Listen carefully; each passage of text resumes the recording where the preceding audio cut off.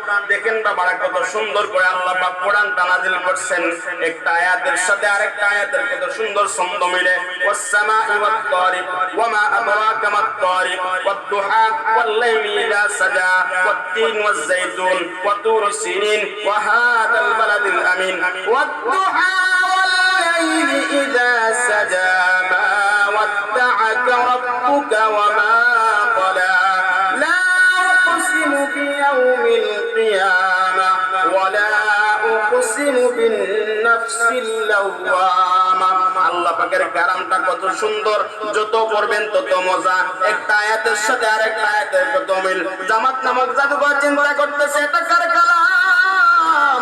এত সুন্দর কালাম তো দুনিয়ার কোন কালাম হতে পারে না, এত সুন্দর কিতাব তো দুনিয়ার কোন কিতাব হতে পারে না, এত সুন্দর ছন্দ, এত সুন্দর ছন্দ মুহাম্মদ